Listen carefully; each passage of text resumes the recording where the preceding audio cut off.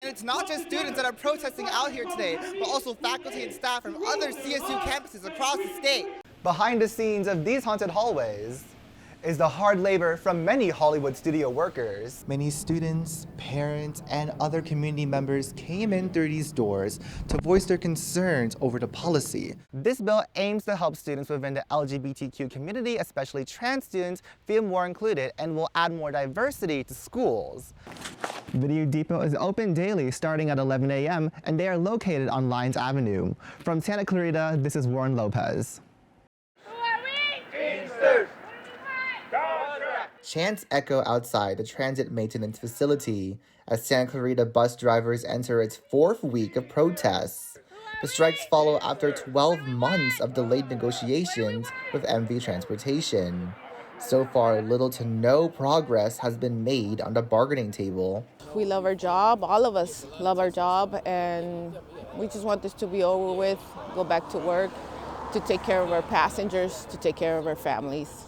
MV is one of the largest public transport contractors as they move about 110 million passengers a year, and Santa Clarita takes up 3 million of them.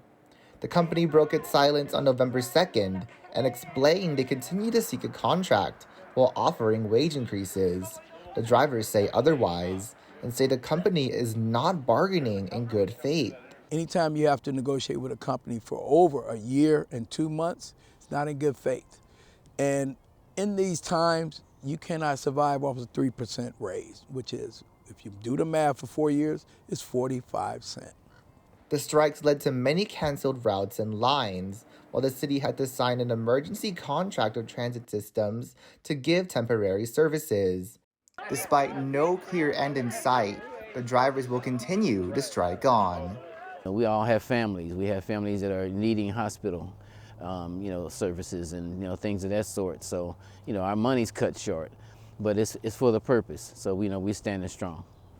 Santa Clarita City Council offered to work for both sides so bus services can return as soon as possible. Reporting from Santa Clarita for Valley View News, I'm Warren Lopez. Streaming and digital renting replaced the era of movie rental stores. However, one place in Newhall is keeping the tradition alive. Video Depot is owned by Gina and John Lee and have been open for 38 years. It is one out of the 69 stores left in California. The store still attracts regular customers. They can rent a movie everywhere. Netflix and Redbox, The local business survived in spite of the popularity of streaming. To keep business afloat, they added an additional service of a notary public. Gina Lee says she still gets customers, and those visitors are her motivation to staying open. Before I make money, I like people. I like a customer. When I come here, this is my social place. In addition to regular customers, the store also gains social media attention for its rare status. Video Depot customers Diego Lino and Ellie Montez say they found the store on Instagram and wanted a retro experience. Just the atmosphere, it really feels like a really cool, comfortable place of just enjoy movies and kind of just vintage stuff like video games and comics. I think the experience of being able to put in with a DVD and do it yourself, because I feel like you click, it's not as fun, kind of nostalgic. Video Depot is open daily starting at 11 a.m. and they are located on Lyons Avenue. From Santa Clarita, this is Warren Lopez. Many lined the rows of Hart High's auditorium as they gathered for an informational session with Hart District board members. Many joined to share their opinions about a proposed policy that would require teachers and staff to report LGBTQ+ students to their parents. Board member Joe Messina says it aims to help students with parental involvement. Issues like suicidality, any kind of physical injury, bullying or perceived bullying, change in behavior, sudden drop in grades, and more. These are all issues that if parents know what's going on with their children. A majority of the audience were against the proposal that has created a heated controversy at several other SoCal schools. Many of them feared it would force students to come out to their parents as LGBTQ.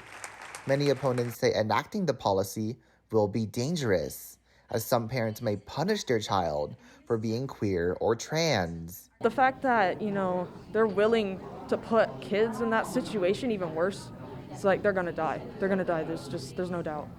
It's like, you know, my friend wasn't kicked out, but his parents weren't fully accepted, and he nearly died. And for teachers, it adds an extra layer of stress. It breaks my heart, and I just want kids to be safe, and I don't think that we need to implement policies like this that also are so hard on the teachers. The teachers don't need to become tattletales. Many students, parents, and other community members came in through these doors to voice their concerns over the policy, but also the meeting had its fair share of supporters. For some parents in the crowd, they say it is their right to know what goes on in their child's life. You should work with the parents, okay? You should not disrespect the parents by keeping secrets. The board has not taken any further action, and they have no decision yet for the proposal. Reporting in Santa Clarita for Valley View News, I'm Warren Lopez.